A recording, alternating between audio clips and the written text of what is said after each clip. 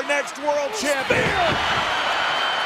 The cover, not this way, not this way, damn it! Here's your winner and the new World Heavyweight Champion, the Rated R Superstar. I am absolutely sick. I am disgusted. The ultimate opportunist has done it again. Austin 316 says I just whipped your ass. Yes! You just made the list. Brock Lesnar. And hello, ladies and gentlemen. My name's Stuart Vine. My name is Joshua Plummer. And yeah, we're back once again. Obviously, we're doing this via Skype because obviously reasons. I don't think we'll be meeting up for a very long time after what we heard about from our good friend Boris. But yeah, so Good old Boris. Well, we probably won't be able to see each other until I think at least July, if we're all good boys and girls. or September. That's why I think I'll be seeing anyone. Or September. But anyway, yes. But obviously, we're not here to rant about things. We're here to talk about pro wrestling and WWE, of course. We're going to rant about pro wrestling instead. Yeah.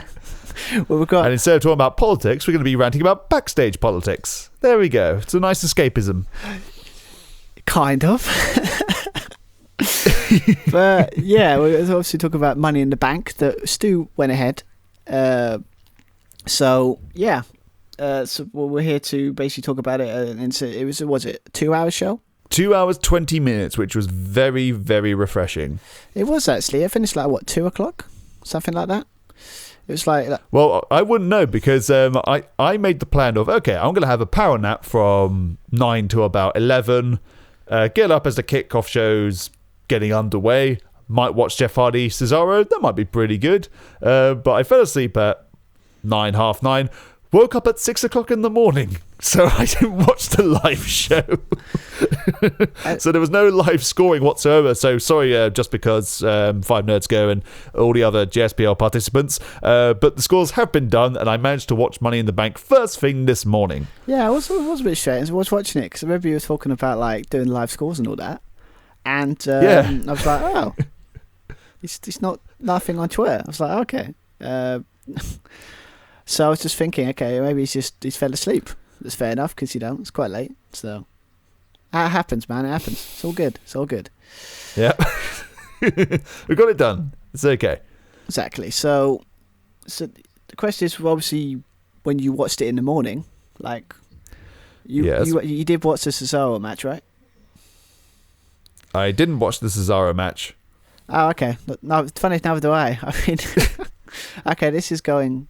I was expecting to respond. Mark was like, well, I actually watched the match and it was very good and you should go and watch it. I was expecting that response, but no. No, I mean, to be fair, what I've basically done is I just watched it last night and then just finished it off.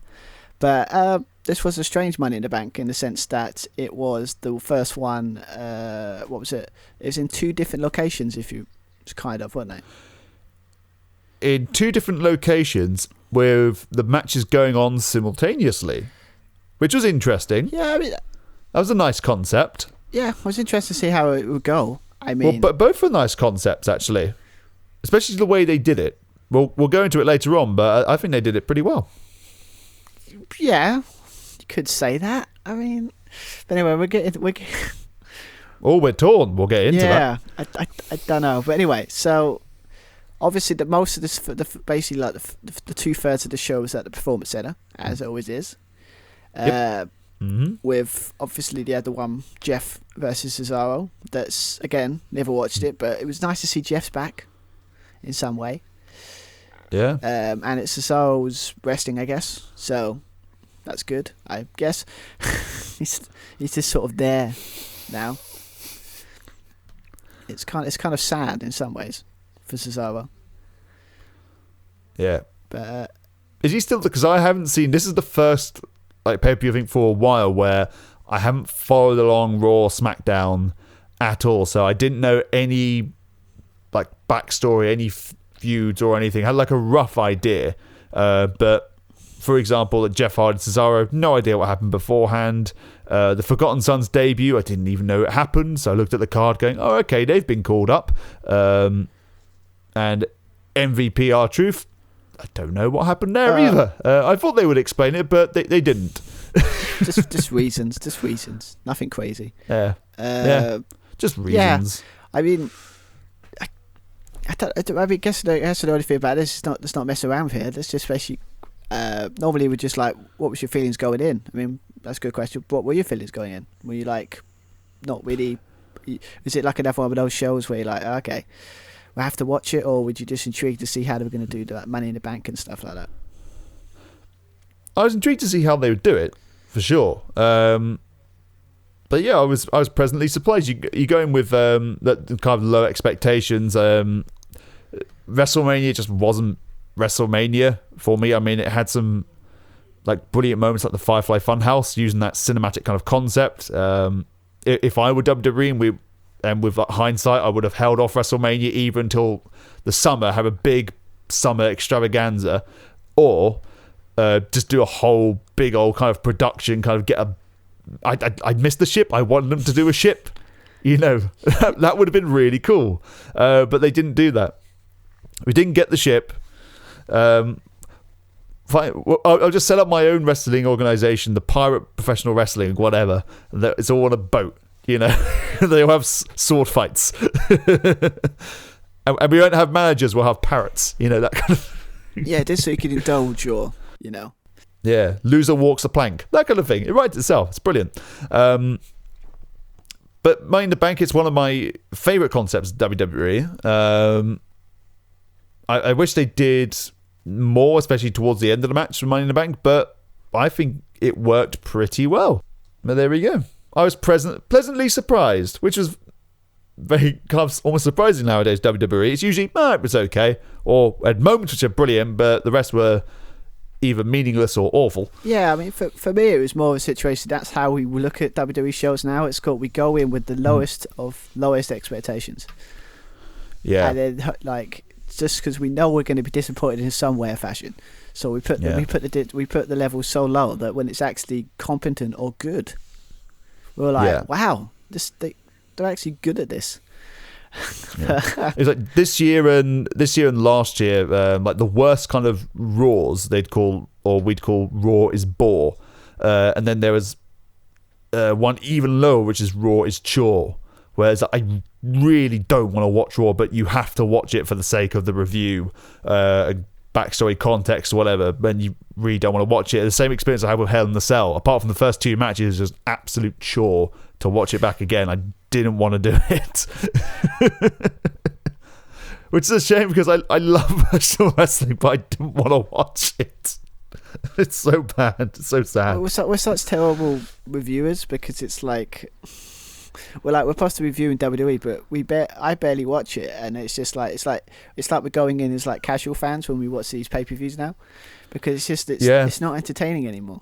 Well, gone are the days where Monday Night Raw, you watch it on the network where it's an hour and a half. You're basically just watching an action movie, and it's brilliant from start to finish.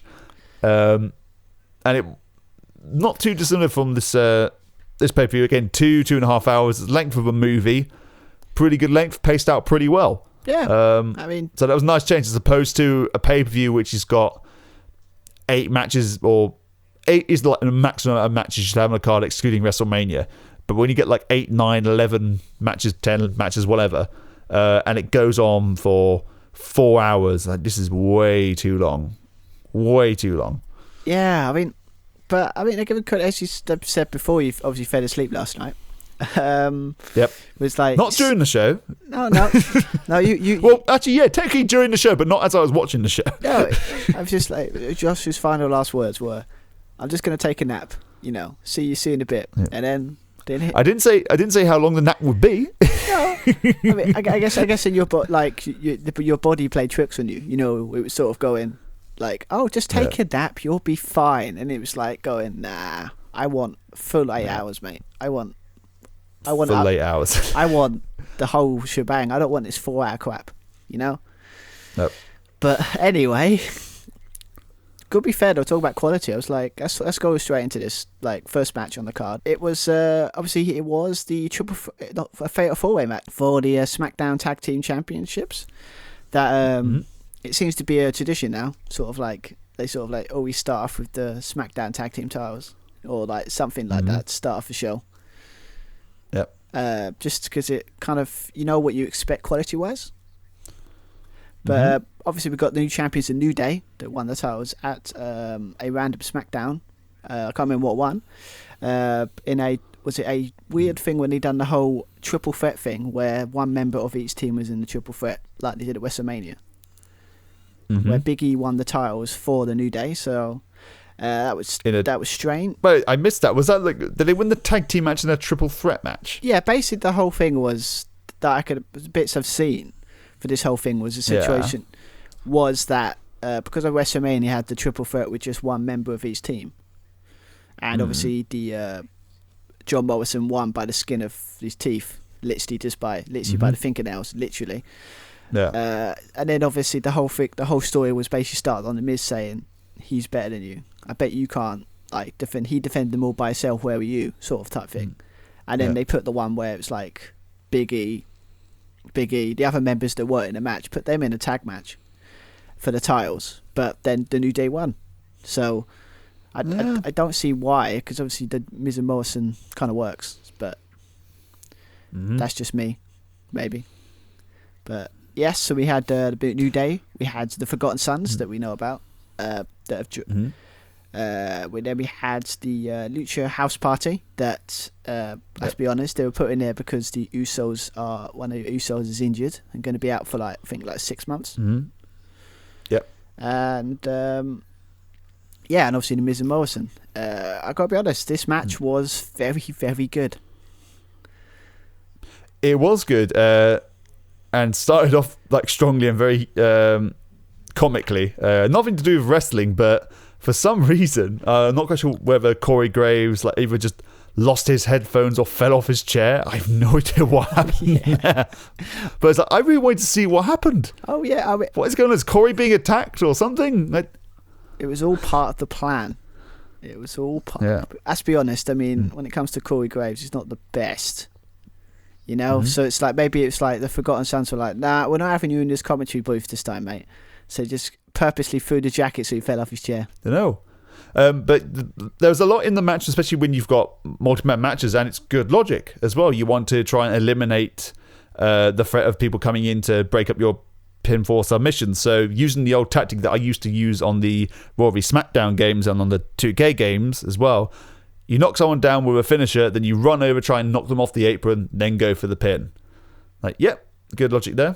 You see that in AEW and a lot of it independents, where especially if it's a tag team match and they're kind of high flying, one person will hit the move, then their opponent will fly out a torpe suicide or whatever and take on land on the guy outside. Yeah, good logic there. It's basic tag team 101, I think. I mean, but the only problem with these kind of matches is they could be, because there's so many people in the ring, it could become like a like a clusterfuck or something. Just like too many people. Yeah, I tend to lose who was legal at the time, because people like tagging not like their own partner, but tagging the other member to become legal, but their team member was already legal in the match. So it's like, are both members of the team legal? Or it was very, very confusing and hard to follow.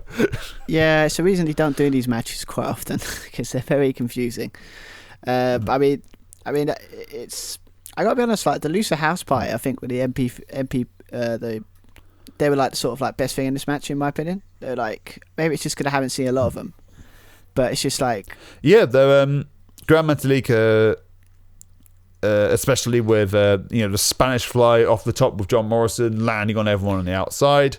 I believe it was Dorado as well, had a really nice moment where he tried to knock I think Miz off the apron, or just knock him down, hits a drop kick, but at the same time lands a moonsault for a pinning attempt on Morrison, which is very well done. Yeah, I mean, it's just great. They're just like this, when you see sort of like them kind of moves, and you've been used to seeing like them high fly moves, and you can see a lot of botches these days.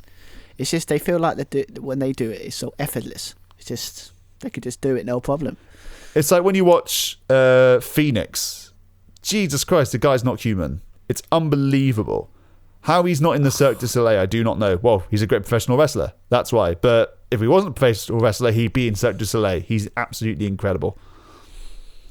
Yeah, he is. I mean, it's just he's so fluent in the way he does everything. He just does things effortless. You know, he just does it so well. I mean, and this is the case with these two. It's just, it makes me look at this match and just think like these two. It's like if they just, you know, gave a bit more story and a bit more like put them in like high profile matches, they could be like massive. You know, I think the last couple of things they promptly did is when they had the 3-on-2 against the Revival, which was very odd, and then they got squashed against Lars Sullivan. That's the last thing I can really remember what they did. I mean, they've probably been wrestling on 205 and whatnot. I don't watch 205. I've not seen them at all. Does it not exist anymore? I thought it still did. I'm sure. I mean, I think it's gone. I mean, I got to be honest. It's kind of it's one of those shows at the moment. It's kind of. But it feels like it's gone. Yeah. It was kind of pointless at the moment because obviously with the Cruiserweight title going to NXT, it's kind of like, what does that show really exist other than just to be like an extra hour TV? But maybe it's just me. But I mean, again, this was it was just really fun. It was the kind of match you need. Like, I think it was like 10 minutes. It was fast paced. It wasn't as you said earlier. The pacing was really good, and the finish where. I have to admit, was one thing I'm thinking about that's really weird. It's like, why is the ref chucking out Riker when it's a DQ match? Yes, I was about to get into this as well, where they've been. Well, it's not quite a DQ match, but because of the rules, there are no disqualification. Of which they pointed out about 3 or 4 times during the match. Jackson Riker pulls someone off the apron. I think it was Kofi, or it might have been Morrison. And the referee chucks Riker out. It's like, it's no disqualification. Does that mean if there's no rule? Again, getting my lawyer hat on, if there are no rules, does that mean the referee can just make rules? I don't know. No, it's just like, it'd be different if it was just a regular tag team match. You'd be like, okay, that makes sense. But I mean, this is it's like more than the two teams. It's like sort of you can't get disqualified. I mean, it's annoying because you see that, and then you watch like that street fight between Johnny in AEW. You know, that whole thing with the golf cart, right? And it's just like that whole match was basically like, it was supposed to be 2-on-2, but it was always like 4-on-2. We got Jake Hager just turning up.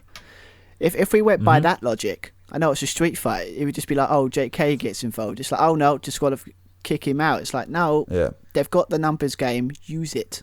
It's a good tactical move for the tag team. So I would just expect Jackson Riker.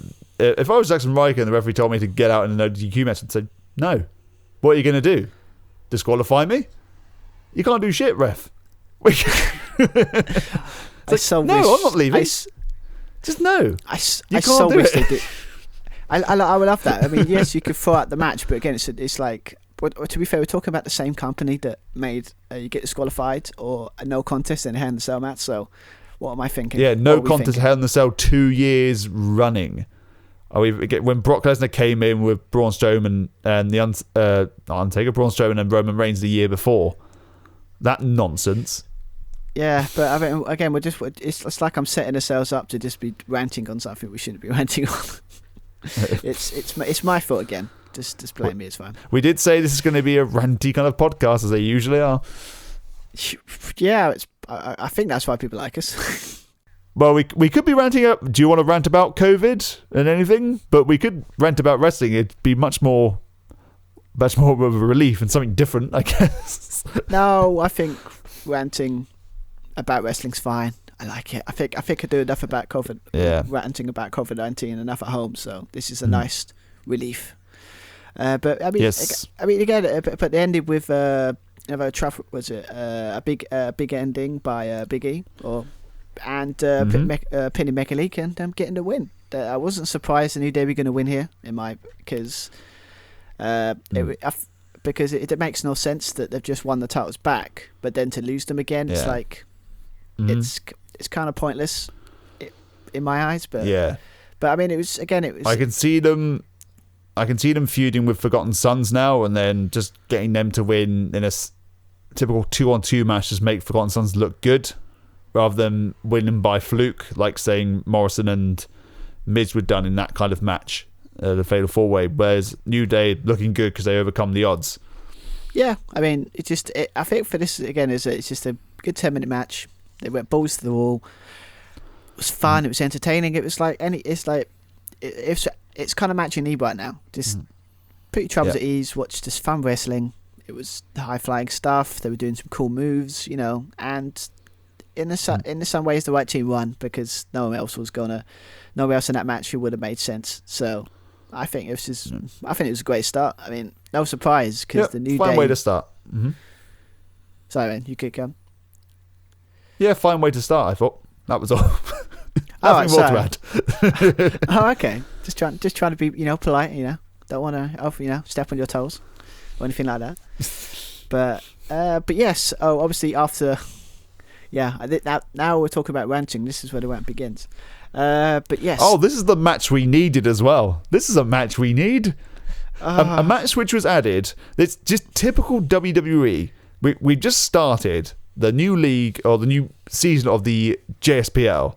And what we need is a match added the day before for reasons. I don't know why. 2 matches as well. One of the pre-show, okay. Not too bad because they don't affect the scoring. But MVP, who has, in my opinion, kind of overstayed his welcome. No disrespect. He was an appearance at the Royal Rumble. So, oh, okay. In his home state, I think it was. Yeah, I think so. And then just see him on the day after on Raw. Okay, fine. And then that's it. Bye-bye.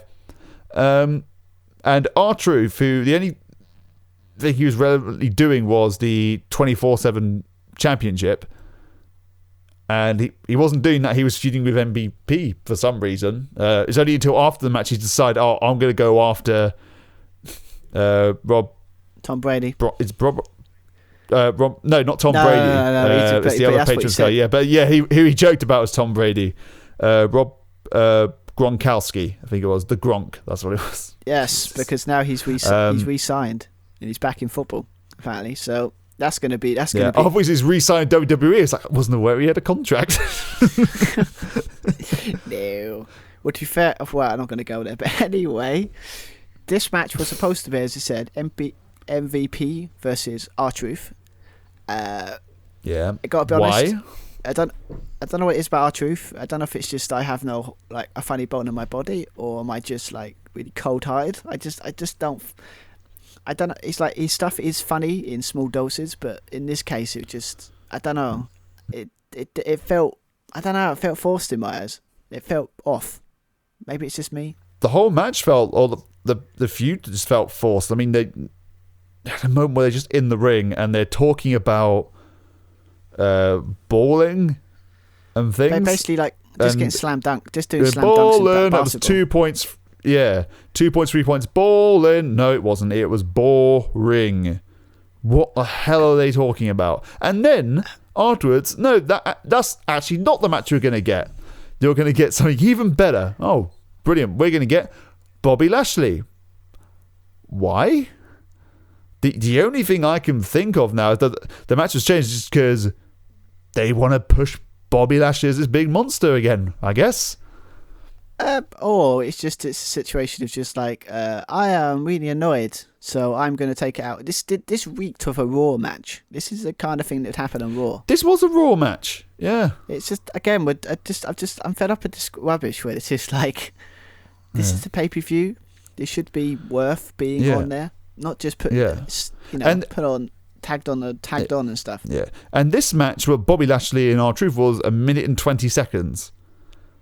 And the promo was, I think, 3 times as long. So we could have had 5 more minutes of either tag team action or Money in the Bank action, especially towards the end.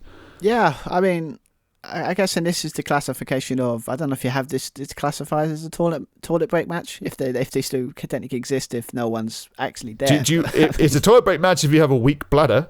if you got that overexcited about the tag team match. Well, it was quite exciting. But yeah, I mean, it was literally blink you missed it. I mean, you had, was it R-Truth accidentally like slapped Bobby Lashley? That made him angry, and then it was just a constant beat down. Hit the spear, 1, 2, 3, and that was it. I mean, I've got my notes here. They're really selling the spear, aren't they? I haven't even bothered to write anything, man. There's no point. There's nothing going on in this match.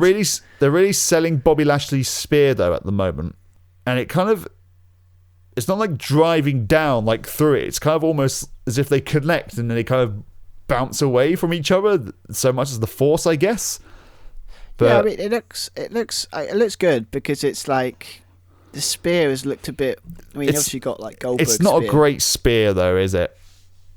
It's not a great spear. It's not Rhino's gore, No, or it's like not Goldberg's, No, I mean, I don't know. I think it's like overuse of spear. It's like, think about it. You got Bobby Lashley use it. You got Roman Reigns. Well, if he still exists, Roman Reigns. Who's Roman Reigns?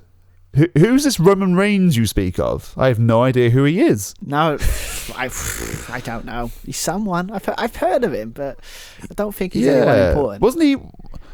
No, I don't. Roman Reigns. It does ring a bell. I know of a Samoan guy called Joe, but yeah, I don't know. Oh my god! Can we quickly go into this? Yeah, go for it. Because we got much.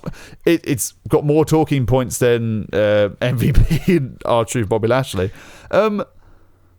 Okay, so for people who maybe not been following or whatever, Roman Reigns was the Universal Champion, scheduled to face Goldberg at WrestleMania. Then, COVID was already happening, and then lockdown happened, and because Roman Reigns has a history of leukemia twice. He's overcome it twice, which is awesome. He is an at-risk individual, so he's going to be isolating, staying with his family. Right decision? Don't blame him. Absolutely the right thing to do. Of course. Vince McMahon throws a strop. He goes, "No, you're my Universal Champion. You can't just bail out on the company, even though this is a man's life, in danger." Braun Strowman just steps in. Okay, fine. They could have just said Roman Reigns is going away because of COVID and isolating. They could have just done that. They mentioned on TV that he's overcome cancer. They just say it. But no, what does he do? Vince McMahon just decides, oh no, we're going to acknowledge or not even acknowledge that Roman Reigns ever existed. They're basically doing a John Moxley on him now. Pretty much. It's just there's a clip of WrestleMania where Seth Rollins, it's one of the greatest, if not the greatest, Money in the Bank cash-in of all time, stomping on Lesnar, and they don't show any stomp of Reigns at all, which was the whole kind of point of the booking of him pinning Reigns to make Brock still look legitimate. Yeah, they just don't acknowledge it. It's just so damn petty. It's really petty. There's no need for it in some ways. It's like, why? I mean, the guy's done nothing. It's not like the old, he's took his ball and gone home or anything like that. He just basically wants to be safe and keep his family safe. And what's wrong with that? Yeah. I don't personally get the problem with it, but I guess it's no. We're talking about Vince McMahon. It's just the most pettiest man out there. So. Absolutely. It's ridiculous. Tell me about it. I mean, but anyway, yeah, so we said that. That's, God, this is so annoying. That it's just like, it's got to that point. I mean, but someone pointed out, right, I think I was talking about it on Twitter, that was quite good. Like I said, it's like, so you edited him out of the the WrestleMania match, but you kept him in the Money in the Bank match against Seth Rollins when he was the champion. I mean, like, if you're going to edit one, but if you're going to start editing him out, you've got to start editing him out of all the things, I guess. Maybe. I don't know. I missed that. I didn't see the one where Seth Rollins won that Money in the Bank. But I assume they cut out Moxley, though. Oh, yeah, cool. I mean, that's not surprising, but it's funny when you see it. Like, it's like, I know the truth. I know what happened there. Yeah. It's like they're trying, it's been true. Like, people saying WWE trying to rewrite their history. Like, you know. Yeah. You say you know the truth. Are you the guy on the the guy who's watching all the cameras? Are you the Mustafa Ali? I guess. Maybe I am. Maybe. Yeah. Well, I do have a laptop, and I can. Well, no. Yeah. That would be awesome if it was. I'd be like, so. Yeah. Be honest, if I ever did that, I'd just be doing the Vince thing.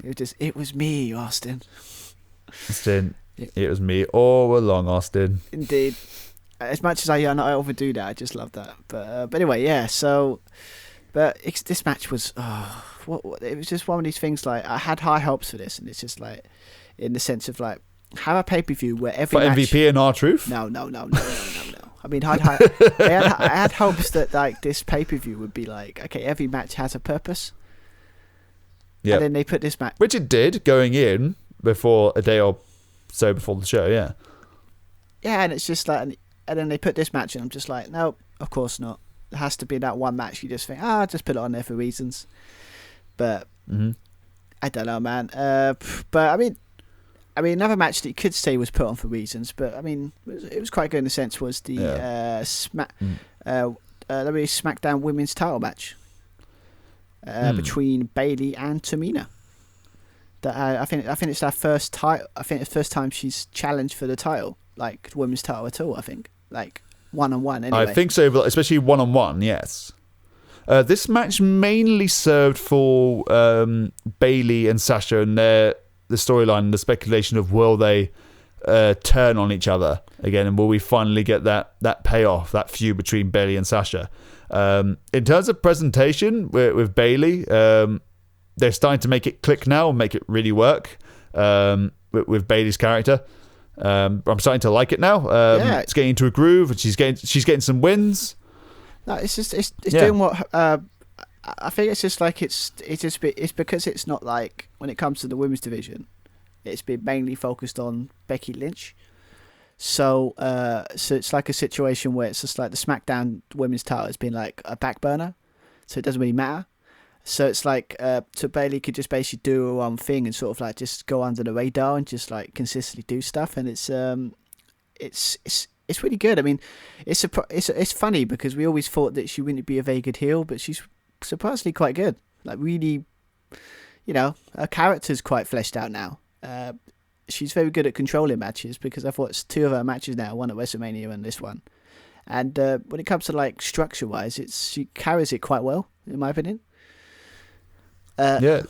She's reactive and playful. I like the the kind of pantomime kind of booing of Tamina at the beginning, and then the cheering "yay" when her name's mentioned. It's quite immature and childish, which really fits the character. Yeah, I mean, you got one thing I've just got to point out. Just like I'm not one who's like fashion police people, but like, what the hell was Sasha Banks wearing?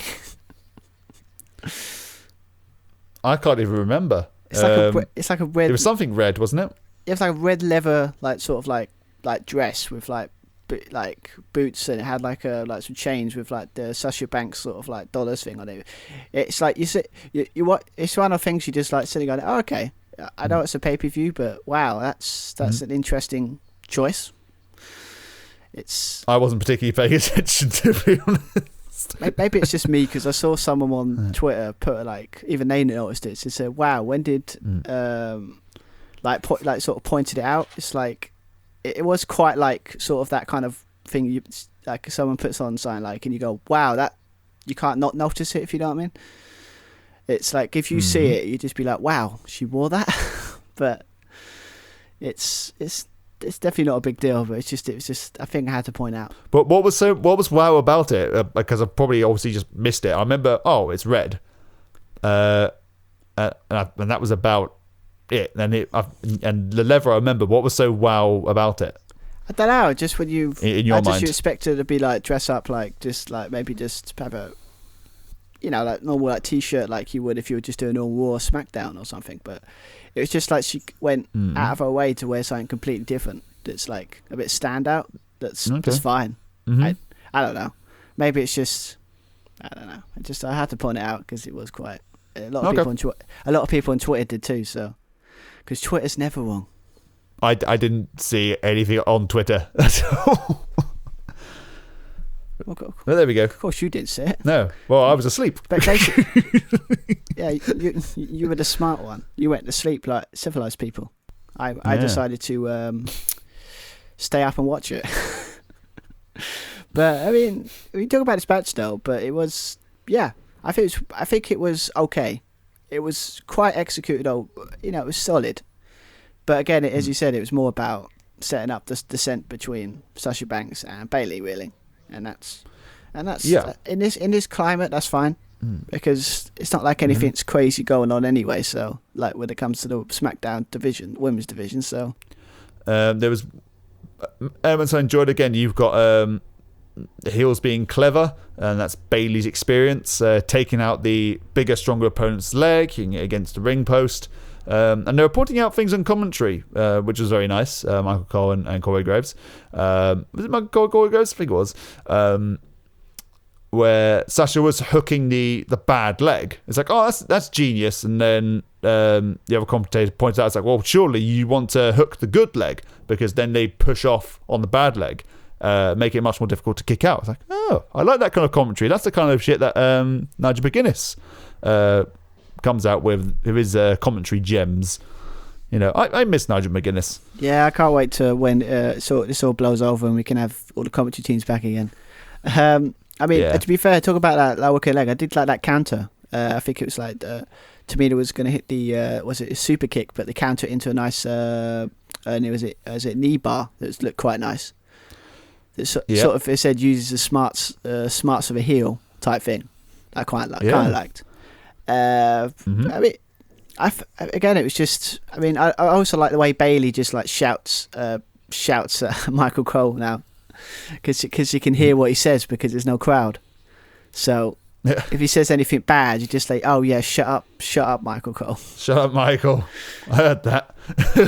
I just like that, and he just got Corey Graves just like berating him because like, are you scared of them? It's like no, just they're really intimidating. You're scared. But I mean, we had that weird thing with it said the thing with like she had a water break and she threw water over to Tamina to sort of like, was it woke her up in some way? Yeah. But again, once again, it was just like a situation. It was just like the same as the match at WrestleMania. Sasha Banks is distracting everyone, distracting. Mm-hmm. Bayley gets the roll up. 1, 2, 3. It's pretty much the same. Yep. But I think this was it was intriguing enough. You wanted to watch it. Don't bad about it. I don't think. Yeah. Because it was just waiting for will there be any more developments with Sasha and Bayley? Will there be some kind of miscommunication? For example, Bayley would still win, but there might be like an accidental like hit off the apron, or Sasha accidentally hits Bayley by mistake, something like that. Just to build a little bit of tension there, because they're already trying to plant the seeds like very unsubtly, like backstage, where Bayley's about to go out and have a match, and then the interviewer comes up and decides to ask a few questions. Like you wouldn't do that to like a UFC fight, or you go out to Premier League footballer, literally just about to walk out, play a football game. Excuse me, David Beckham or whatever. Can I ask you a few questions about the match? Piss off. I'm about to go and play football. I've done all my warm-up. I'm not going to stand and talk to you now. I've got a match to do. I've got a game to play. I know, man. It's just like, I don't really do that sometimes. We're just like, well, we'll catch you before you go. And it's like, no, I've got a match. Come on. But, I mean, So it wouldn't happen like mid-match. It's like, so how do you think your match is going? You're currently in a submission hold. You're looking in a lot of pain. How are you getting through? Pass off! I'm trying to get to the rope. Gotta be honest, that would be freaking hilarious. I actually would love that. Just like, I mean, I think the subtlety is sort of like it's like Sasha Banks is basically being overshadowed by like Bayley's not letting her get, taking away her thunder and stuff like that. But I think we actually might finally get this match. We finally might get this feud we've been hoping for years. I reckon this is going to be some long-term booking. This might go till SummerSlam. If they do it right, maybe even next year's WrestleMania. Who knows? I don't know anymore, man. Everything's gone a bit like up in the air because this whole coronavirus thing. You don't like every event. You don't know if it could happen. It may happen. No. well, story-wise, it can still happen, but they can still leak it out. This can be very long-term stuff.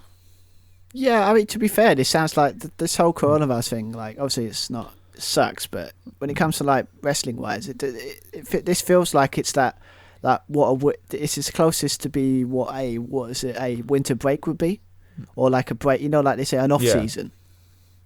Off season, yeah. This is the thing. It's like this feels like if they ever done an off season, this is what it would be like. Yeah.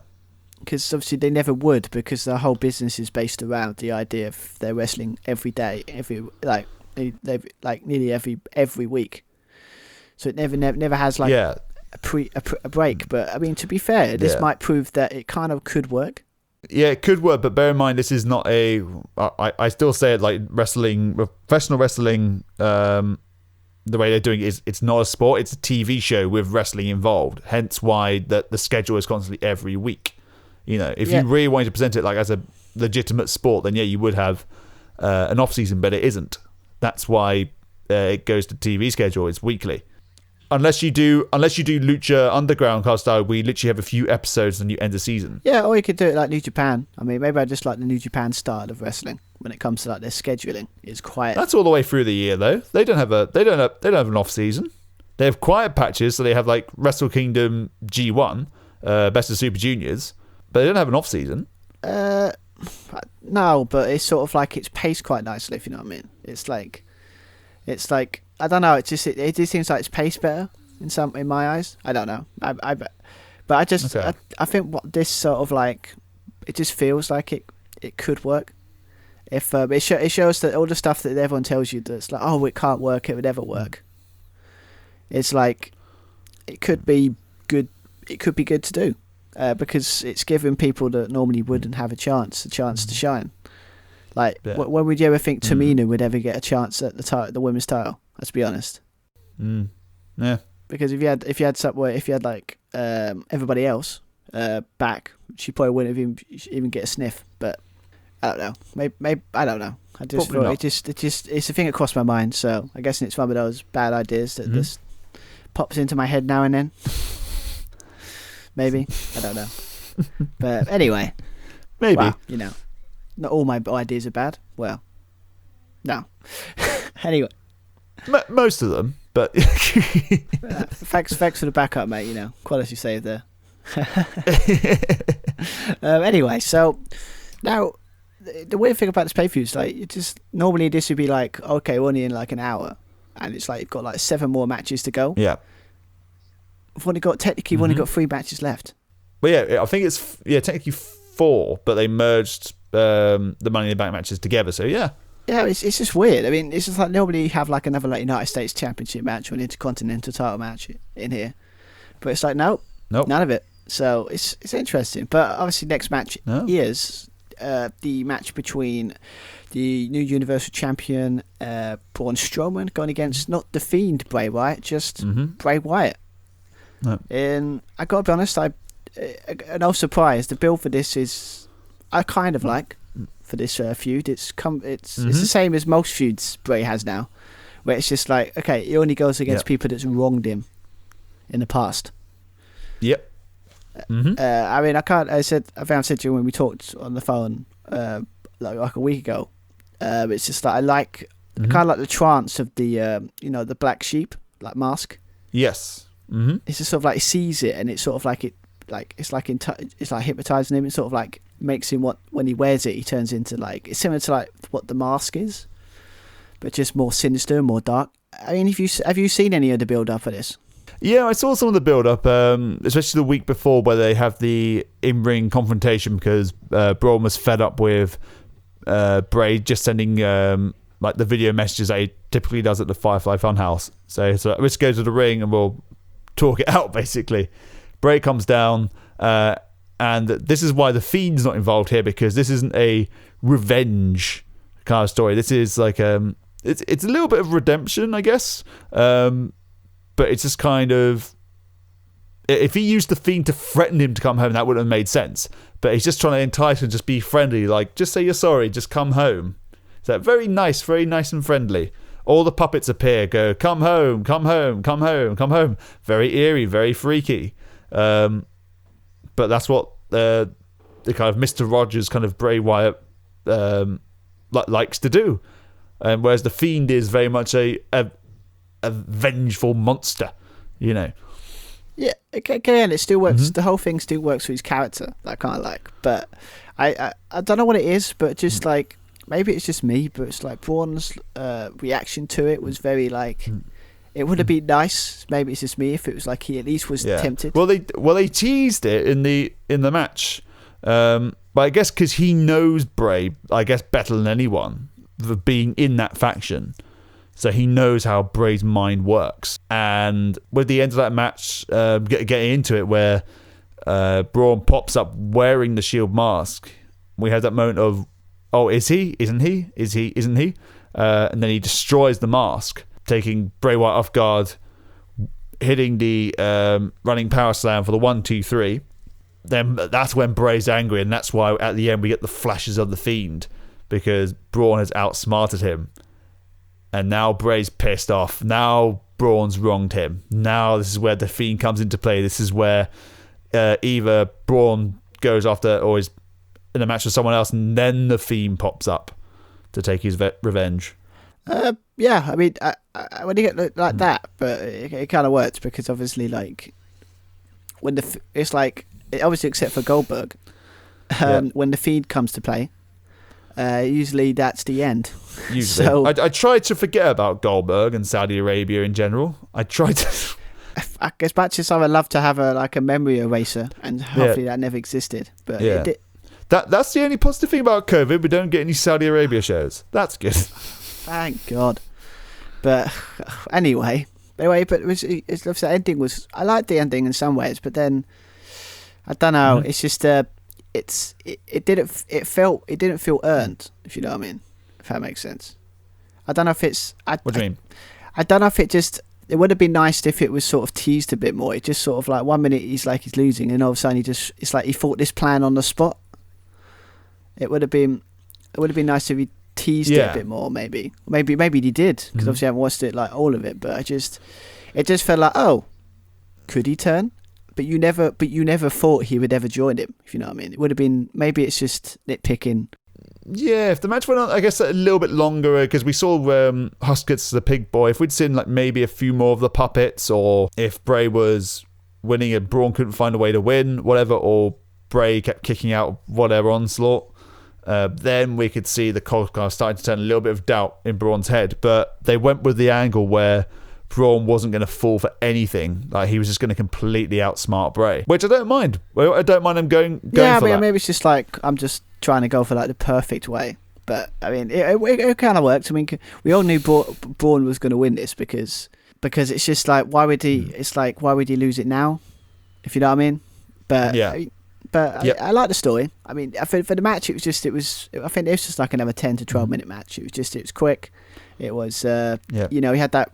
If you got that cool spot where he done that shoulder tackle, where like, was it Bray Wyatt launched himself into the barricade? It looked really nice. Yeah. I like that. I like the playfulness of Bray at the beginning as well, where they got pushes to the corner and knockdowns, and Bray's just kind of like laughing, like, "Oh, you're very strong." Very kind of playful. I really enjoyed that. I just love his whole the whole attitude of that. I just love the way it's just like, I'm like the whole like over the top happy, like sort of like, I'm happy to be here. Yeah, how are you? Oh, I'm great. Oh yeah, I'm doing great. Oh, fine. He's just he's happy. Nothing can face him. But it's like he's so happy, but then he's so angry when he gets angry that it's kind of it's one of those things. It's just I love every bit of this whole like Bray Wyatt thing. Like the whole character, the whole everything. It's just, they've had a bit of missteps, but the consistent story of him like either going against people that's wronged him, or trying to bring back people that left him. Sort of like every person he's gone against has had, except for obviously Goldberg, has had a meaning and a purpose. It's a consistent story that I kind of it's kind of nice. What I like about this feud as well, obviously if they change something around with the booking, say Money in the Bank, for example, if Otis didn't win, if we had someone like AJ Styles win or Corbin again, whatever, if now, like, I think Bray doesn't need the Universal title. He doesn't need it at all. He never needed it. He never needed it in the first place, to be fair. No, I don't think so. But WWE just put themselves in the corner, so they had to, even though they were reluctant to the beginning. But we've covered Hell in the Cell anyway. So if Braun goes into his next feud with whoever it is, and he wins or he's winning, whatever, he's exhausted, and then the Fiend decides to take his revenge there. So instead of going, okay, well, if you won't come home, I'm just going to beat the crap out of you, drag you to hell, whatever it is. It's not about the title. You decide you want to have the title, fine. You don't want to be with me, I'll accept that, but I'm going to hurt you. And that affects Braun, because then someone can cash in, or Braun can then, in a fit of rage, just go to the Firefly Funhouse, whatever. They end up with another kind of Firefly Funhouse match.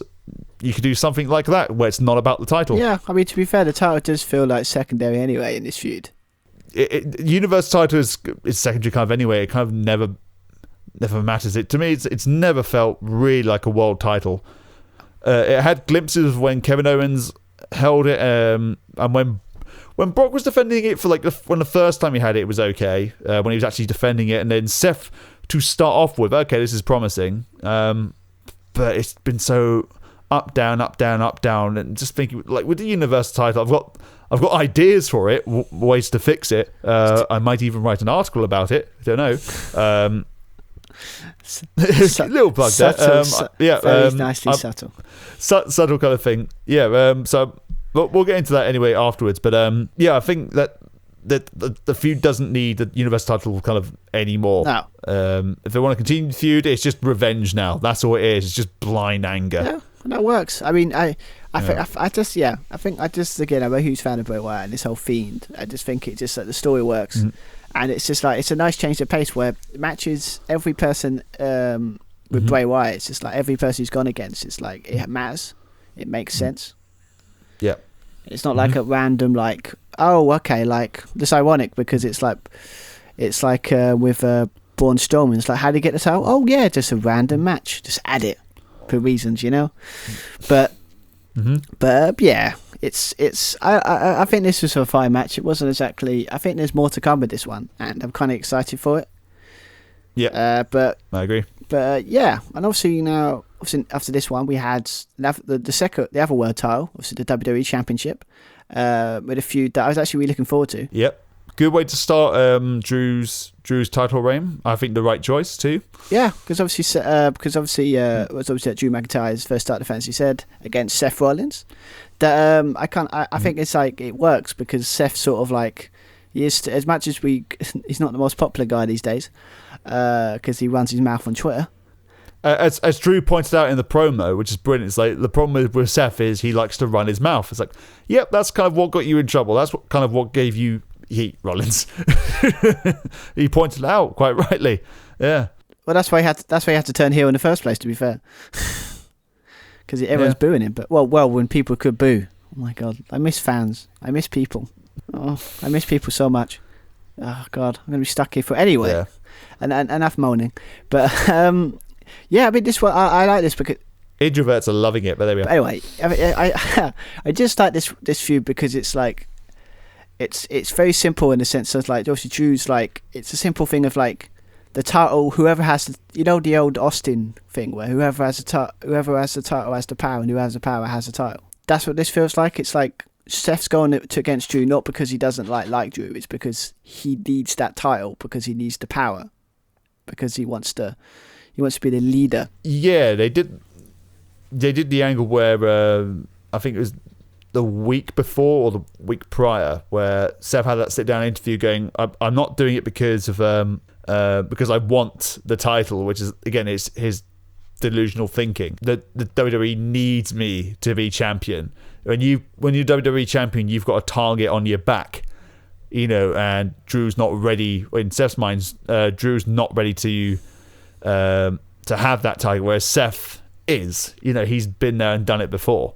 Yeah, pretty much. I mean, and also this whole thing is basically and that's what I like about it. It just like has meaning, and it's like one thing about most WWE title defenses we've had of people new champions is it's who they've gone against. They've always felt like a bit flat.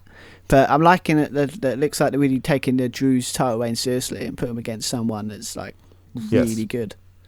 And this match didn't disappoint in my opinion.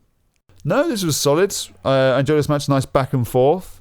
Again, the smaller Rollins taking out the bigger guy's legs. It also eliminates the Claymore and the devastation of that. The kicks are great, especially the strikes. I love the Glasgow kiss as well. The headbutt is really good. Like Seth's hitting him with strikes, and Drew is like throwing him across the ring, and at one point launches him across the announce table, which was lovely. I mean, I put it on my notes. It's just that was like the way he threw him across that announce table was lovely. I loved that a lot. I like it. I like the sort of whole thing. It was like going to the world too often. Like he was doing the suicide dives too much, and then sort of like was it Drew caught him and just like threw him over that announce table. It was like, yeah, I like that. But I think this whole match was basically a situation of like Seth was just near the end, just getting really desperate and sort of like because he hit the he hit the curve stomp, and it's like he kicked out of it, and it's like, and it was like he hit frog splash as well and all that kind of stuff. Like we're like, I like this thing they're doing with he kicks out of one, he kicks out of a 1 count. I mean, it just if obviously he might overdo it, but in this case it works because it shows like how amazingly strong this guy is. That you could hit a frog splash from the top and he still kicks out at 1.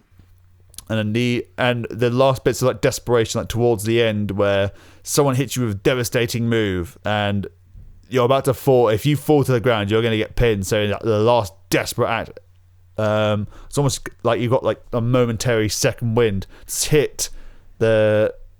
If someone hits you with a super kick, you hit them with a super kick straight back, and they both fall down. That kind of thing. That's what you had at the end there. We had the knee, headbutt, super kick, Claymore.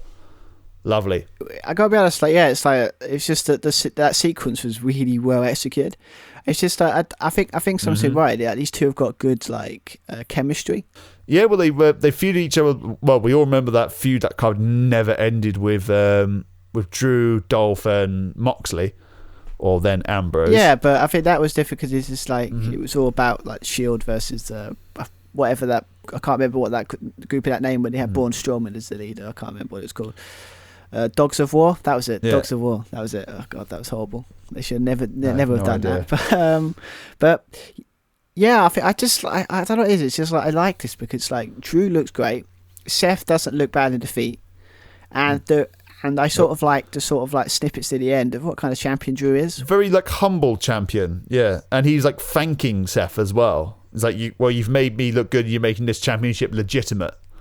You know, this isn't like a joke. I'm fighting against the best. I'm getting better each time, which is really good. Yeah, I mean, I got to be honest though, a typical heel fashion. I was when he was doing the handshake. I was waiting for him to either walk away or like do like a go to Dick Kick City, like, low blow, just to be like the constant disrespect. But it'd be interesting to see where they go from this because I see surely there'll be another. You don't do rematches anymore, but hopefully it should be quite.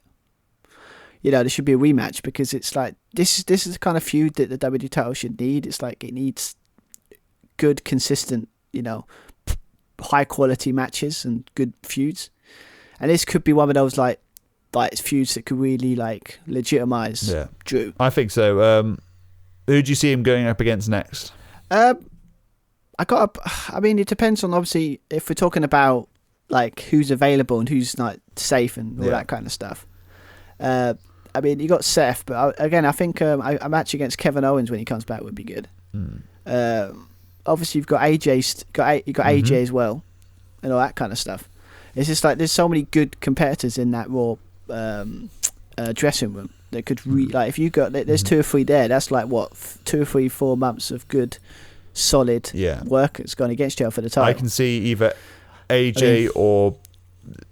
The only thing I can think about why we had that match earlier on with R-Truth and Lashley is they just want to push Lashley as the next big kind of like dominant force, and maybe he goes up against Drew. Just give Bobby a bit of momentum, I guess.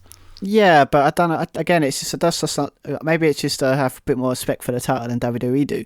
I like my title matches to be like sort of earned and sort of not, sort of like just I'll put it in one-off matches. It's like if you go against a title, it's got to be like a 2 or 3 match like saga, or like more than that. It's got to feel like a proper rivalry where it's like you're going for the.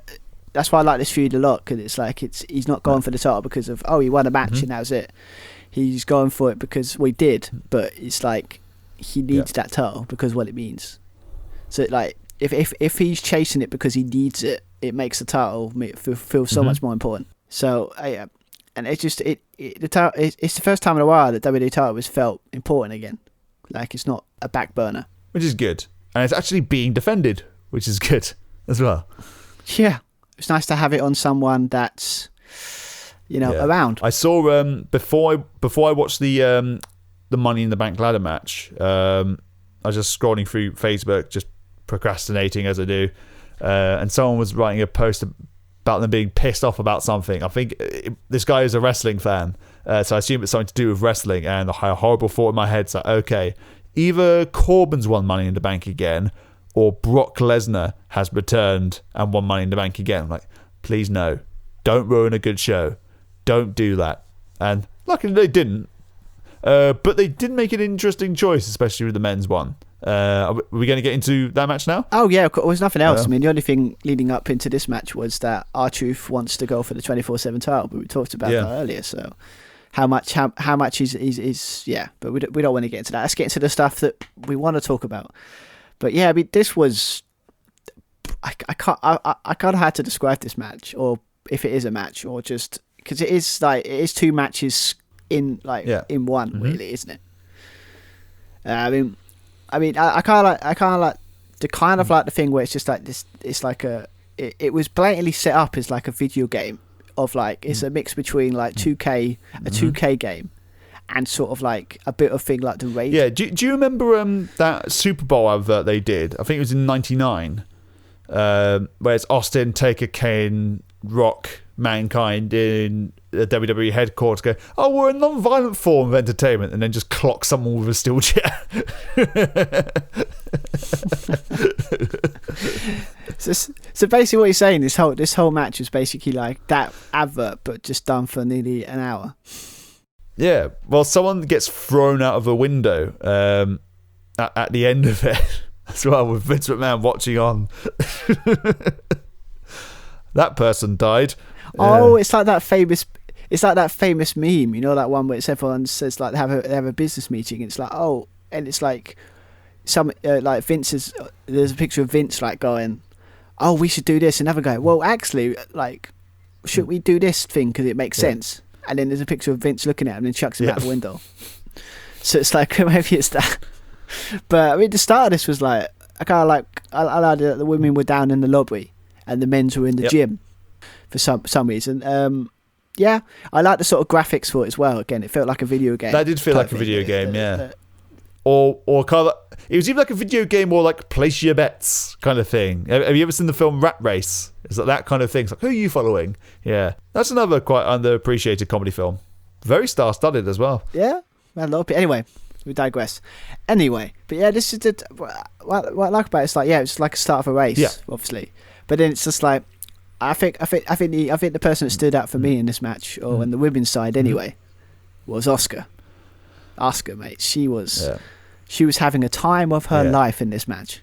I'm quite surprised she didn't get to the top like sooner. She was the only person in the elevator for ages, but she was clever.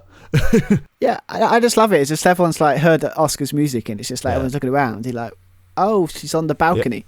And she's just like, they're smart. It's like she's done the whole like, crossbody from the top of the balcony, and then just like what she do, she didn't like look around. She just went, there's the lift. Just get in the lift. A little bit of a laugh, a little bit of a taunt into the lift. Yeah, it literally just felt like 2 levels. If you put this down, this whole match, these whole matches, or 2 matches, you could put it like you got the first bit at the bottom when you got to the first elevator. Then when you worked the way up to the 10th floor or whatever. I don't know how big WWE headquarters is. And then it's like get to another lift, then it takes you to the top. So it's like it's that. And then the 3rd level is the roof. Do you remember when Lacey Evans, like at the beginning of her promo, goes, I've memorized the entirety of the WWE headquarters, so I'm going to get to the roof really quickly.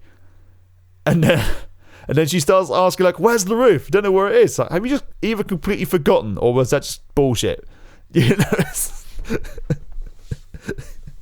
No. Bullshit? Yeah. No. Don't be... You're sitting there saying she said that just for reasons and not because she actually did it? Are you insane? That means that she's got an inconsistent character that makes no sense. I like the fact that I think not quite sure whether WWE just learned like what works better, especially when they're using the environment to their advantage, or whether it's because we mentioned it at the WrestleMania one. Is you've got loads of like posters on your walls, you didn't reference them at all, and there's a brilliant bit where AJ's obviously feuding with Rey Mysterio. AJ, he's been feuding with Rey Mysterio beforehand anyway. He gets stuck under some barbells. Joe just puts over top of him. He asks Rey to help. Rey doesn't. So then AJ starts trying to go after Rey instead of going after the briefcase. He turns the corner. There's a giant poster of Rey Mysterio, which spooks him. It's like, oh, that's pretty nice. He's trying to find Rey Mysterio in all the different offices, and he turns around, looks, and there's a poster, and it's The Undertaker at WrestleMania. Like, oh, that's very well done. For like context, it was lovely, really lovely. I kind of like that. It's like he's got was it PTSD? Yeah, exactly. Like it's like if it does feel like that, I kind of like it because it's like when he came back, it was just like it was that situation of just like he's just back. It's not like he was buried alive or anything like that. You know, almost killed. Yeah, and again, this could be a long-term booking thing. Does this sow the seeds for eventually AJ challenging the Undertaker at WrestleMania again? But that be Undertaker's retirement match because they were pressing Undertaker's 5-part documentary, which took place over 3 years. I haven't seen it yet. I want to watch the whole thing in its entirety, like for it all to come out first. Fair enough. But yeah, he's obviously he's just got buried alive. He's come back, still traumatizing him, and he comes across the Undertaker room, pretty much. He's got like a coffin in. It's dark, and then he gets locked. Alistair Black locks him in, which is brilliant. It's a bit weird. I don't know if it's just me noticed it, but it's just like he closed it, and then it's like it's weird. It's like he looked up, like someone told him to do it. Yeah. I don't know if it's just like a thing I noticed that I'm looking into it too much, but I don't know if it was like a situation like maybe might be a tease for like it's always like an Alistair Black Undertaker thing. But AJ Styles is phenomenal. He's like the best wrestler in the world, but he's always got something on his mind. Undertaker keeps haunting him, playing those mind games like Undertaker does, well, against everyone really. But again, when the tables were turned slightly, when Randy Orton basically buried him alive or put him in a casket, set on fire, and then Undertaker's just haunting him, which was really lovely. But doing this all year round, like occasionally, maybe like every pay-per-view, there's always a little something which haunts AJ Styles, and that leads them to their match where eventually AJ Styles retires the Undertaker. I think that wouldn't be the. I mean, from snippets I've seen from the documentary, I've heard that it's like he wants to end it. He wants to end it on a match that feels like it's worthy of. Yeah, ending. I think that's where in that context, I think he was referring to the match with Roman Reigns, and then he came back. But I've not seen it, so who knows? I'm tempted to just watch it after this recording, hopefully, because obviously I've got a lot of time in my hands. But obviously we've got other things with. There's a lot of stuff here, so it's like I don't want to go beat by beat. That was awesome. You had this like I think it was. I found it kind of funny when it's sort of like when they found itself in the conference room. I think it's the women's side. And they all got in the conference room, and then it's sort of like was it Dana Brooke got the briefcase, and it was full of money that I personally would have taken home with me. Yeah, but you know, I guess it's money in the bank anyway. But then the Stephanie McMahon, I think Stephanie McMahon's like sort of like live via Skype or whatever it is, because she's clearly not there. I know, but it was. I kind of like the way it was when it's just like it's like a boss walking in going. Like, it's basically, damn it, Stu, it's on the roof. Weren't you listening? It didn't feel like that. It's Dana. like it's just like oh, and it's just like and clean. It's like a typical boss response. It was actually quite funny. It was like, and he got and clean up and get Dana off the floor. She's making a mess. Nia, she's dribbling everywhere. It's disgusting. I kind of like that. I mean, we could always talk about the little camp. Yeah, but people that was in there, like you got, was it Brother Love? Brother Love was in there. Was it Doink the Clown was there as well?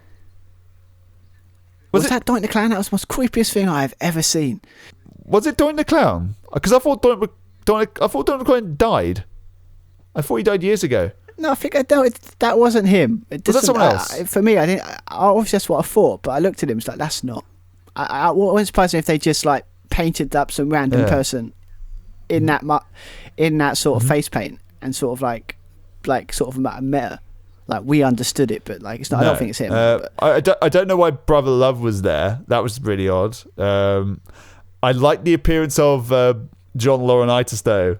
People power, and he gets the pie in the face. It's like, oh, it's like it was like a nice little reminder of just like go away, boof. You know? Even Otis was like, I'm sitting there eating a pie, and he turns up and I'm just like, oh, just like go away, mate, just go away. No one likes you then. No one likes you now. No offense, John. But and then Paul Heyman at the basically feast, pretty much. And then it was nice when the men and the women they met kind of in the middle and they established that the match was going on at the same time. And then I was thinking this would make much more sense, and they would up the stakes more. And if they still wanted to go ahead when they did years ago about potentially doing some intergender wrestling stuff, if they did a similar kind of thing again, like say next year or however long COVID goes on for, and we have to do Money in the Bank in the same concept, only one briefcase, so everyone's got to fight for it. Any gender, any tag team, anyone can go for it. I gotta be honest. I was thinking that when it was like they kept in, like. They're all started separately, but they all met up. Like we had the bit with in the elevator early on in the match, and then they met up in this canteen area. But I mean, I kind of like it because it's like we really want to build this sort of equality type stuff, right? That's very good. Yeah, of course, this is the thing we need to do, but it's like it would definitely be like that is the future. It's like it doesn't matter if you're a man or woman. It's just that you're all wrestlers. And I think unless they're trying to muddy the waters and tease it, maybe but yeah, no, I got to be honest, it did get a bit too goofy with me with the food fight thing. It got a little bit goofy, but man, it got brutal as well. I feel really bad for Rey Mysterio in this match. First of all, especially when we go from that moment, he gets choked out basically by Shayna Baszler, which already like sucks. That's a brutal thing to go through, getting choked out. He is then squashed in between Nia Jax and Otis, and then to literally top it all off, he is toppled off or thrown off, he's thrown off the skyscraper pretty much, and is effectively murdered by King Corbin. When that happened, the first thing I thought of was that Anchorman reference. When it's just like that whole fight scene they have in the first Anchorman, when it's like when Brick has like killed someone with a trident, and he's like saying, "Oh, I was meaning to tell you about that. I think you should find a loved one, lay low for a while, because you're probably wanted for murder." It's like Corbin has just killed two people. He's killed Alistair Black as well. It's like it's just literally that's what I felt like. It is literally like it's not a situation of just like. You just like chuck them off the roof. It's like Rey Mysterio. It's like the cliche like police officer story, because the whole thing with Rey Mysterio was he wants one more like title run because he doesn't know how long he's got left. He's maybe got like a year or so to go. It's like he gets thrown off, he gets brutally murdered, and then you've got the supervisor or superior, whatever. Goes, damn, he was 1 year away from retirement. Look. I love that. Actually, yes, make that happen, please. That would be amazing. I mean, all this stuff. We forgot about one thing that I find funny. We talked about the bit when he went into Vince McMahon's office. Yeah. Segment. I mean, I gotta be honest. It was weird though, because it was like he was sitting there like for 2 or 3 minutes, just like not reacting. Wouldn't you be like first person someone fighting in the office? Wouldn't you be like first? You just turn around quickly, going like looking at him, going, "What the hell are you doing?" But it's like he was waiting. It felt like he was waiting for a cue. Yeah. He was waiting for. It's like, oh, 1, 2. Oh, now I've got to turn around. That was very, very funny. And then the kind of confrontation at the end is like, you're the one that put the chairs back. Oh yeah, I did, didn't I? Then they just started fighting again. When I got a little bit worried. I got a little bit worried towards the end there when obviously Daniel Bryan and AJ go out and they're like bowing, like very, very, very sorry. And out they go. And then even though there's been no bodily contact whatsoever, Vince McMahon has the hand sanitizer and he's just cleaning his hands, like, yeah, a little reference to what's going on here. But then a horrible thing that came into my mind was, that's not hand sanitizer. He's alone in his office and he's turning around. No. Why did you have to go there? Why? Money in the wank. Oh no, I mean, to be fair, he's always been the guy. Oh god, no. Oh, why, Josh? Why? Anyway, but I mean, we'll talk about the women's part as well. It's like, obviously, I don't know what it is about me, but like, I don't like the idea of like some of the wrestlers getting taken out, like some of the women taken out. Taken out? What do you mean?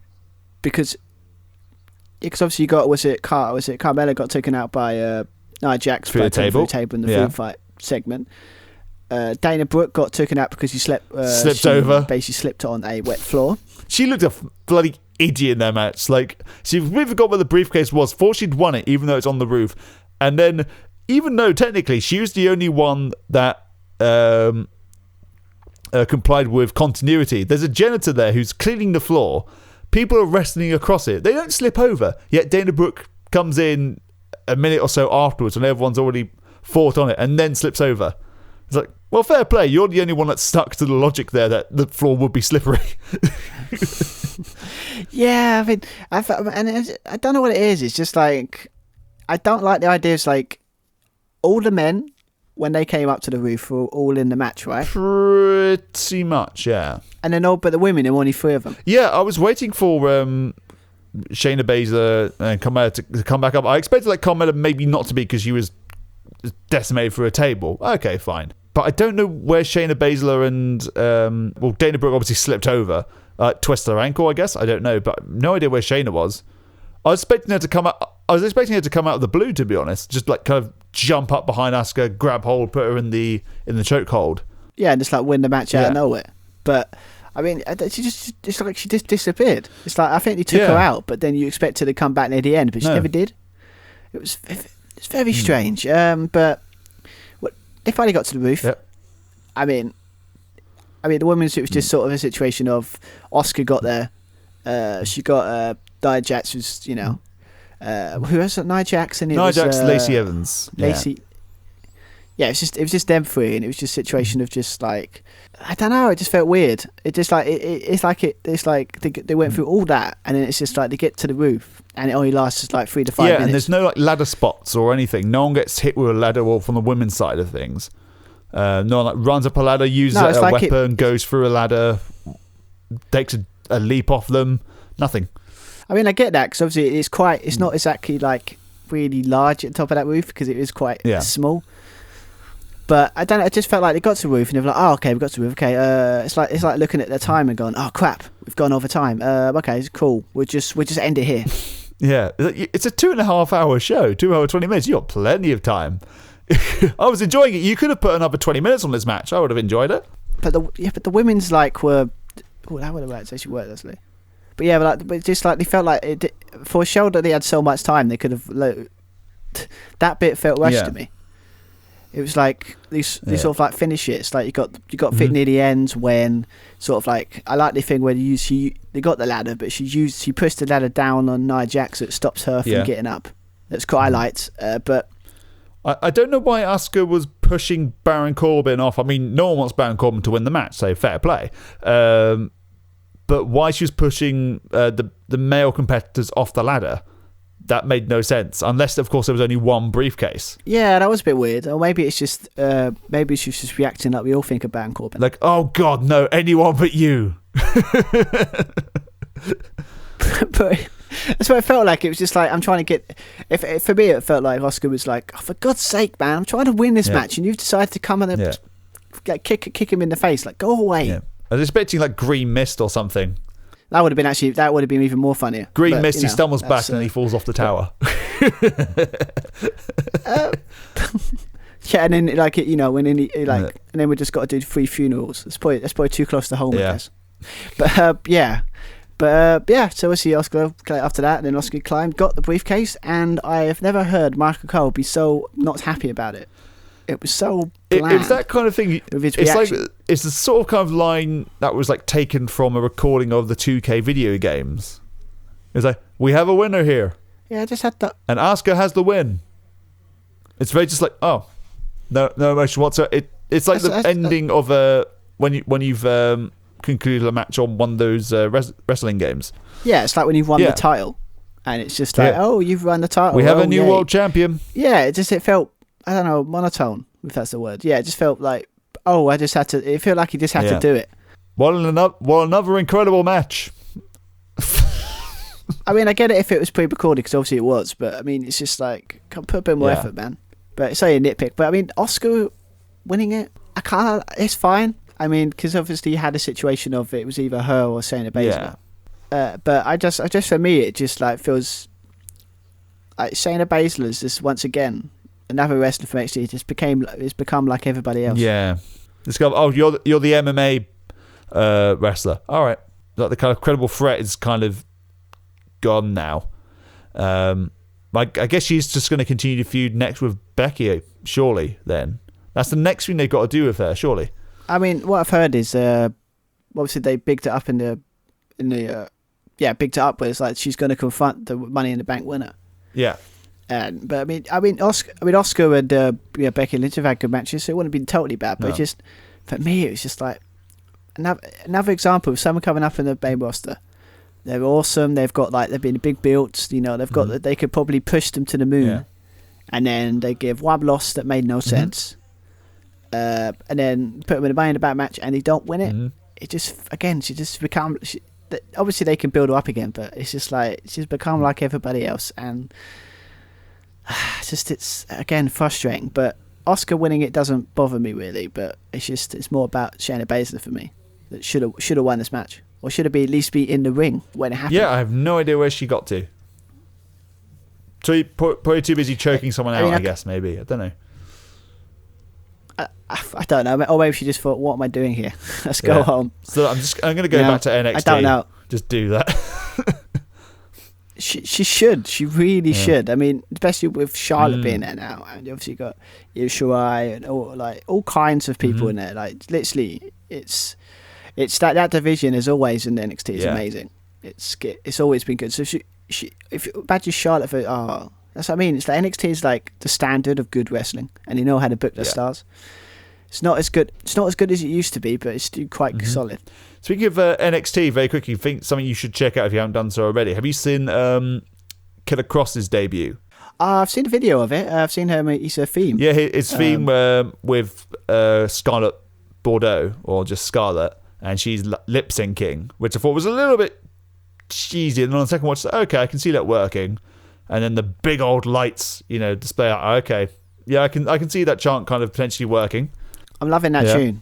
I mean, first hearing it, I was like, I like this is that kind of music is sort of like totally catered to people like you and me that love that kind of stuff, right? It's similar to Aleister Black's type tunes. Similar to Aleister Black, there's elements of I think We Are Catalyst, on the bands there. A little bit of not Amaranth, but those kind of melodic kind of metal bands. Where you've got usually a pop kind of singer and a metal kind of vocalist. Yeah, I mean, I have to listen to it again because I only heard glimpses of it, but it did sound good. It's a good theme. But it's a good theme. Yeah, I mean, but NXT I should be checking out anyway. So, but anyway, but obviously we've got the women's. Obviously, you had the men's one. It was just like near the end. It was just like they all got there in the end. Obviously, we talked about Brian Corbin committed 2 counts of murder. But he's a king, so he'll get away with it. God, if they didn't try to, if it wasn't a PG show and they can't exactly say murder to kids, it would be funny. It's like, I murdered some people. Yeah. I've done some shit. You legitimately don't see them for weeks and months, like, oh, I think they're actually dead. I literally killed them. They're nowhere to be Good found. God Almighty! It's like, Good God Almighty! He killed him. You bastard! Yeah, you killed Kenny. You bastard! Oh God! But now, just this whole. I think I like sort of the thing with the whole thing with like Aleister Black came in. He just hit the black mass kick when he came in. It was quite cool. Straight down. Mm-hmm. I mean, I don't really know. Like, I mean, it was a cool bit. Like, the cool bit with, this match was always taken to AJ to win it, because when he was put into it, you knew he was gonna it's gonna be AJ that wins this, right?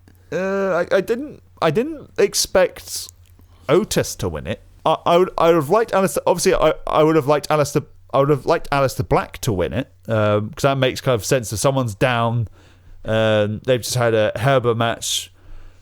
Aleister Black just comes down. He just sits down as he does, holding the briefcase. Just stands up, black mass, down you go, 1, 2, 3. I can see that working completely. Or AJ doing it, potentially, and then the Undertaker still haunt him. I think all the events of the Boneyard match. But I mean that ending. I mean, we've got to talk about that ending, obviously. But it's like this situation where it's both. Was it Corbin and AJ Styles climbing up both sides of the ladder, and obviously Elias just turned up because reasons, because so and then obviously they're both fighting for the briefcase, and obviously the clipped it. I'm sure AJ had it for a second, so it doesn't technically that mean he won. I guess that might be he was something holding they the do, briefcase, but they're on different brands, so probably not. But did you hear about what they might be potentially doing with Otis? No, I am intrigued. What is the rumoured plan? So apparently there was an interview with him. Takes a picture, so I don't know what the source was, but he's going to use it because he's still in the tag team with Tucker. He wants to use it on the tag team. Okay, I guess you could use it on the tag team because you can use it for any championship title, but surely you'd go for the world title, wouldn't you? Didn't they tease? I think they did, I remember seeing an interview with him and Maddie Rose. I think they did tease that he'd catch you at any championship.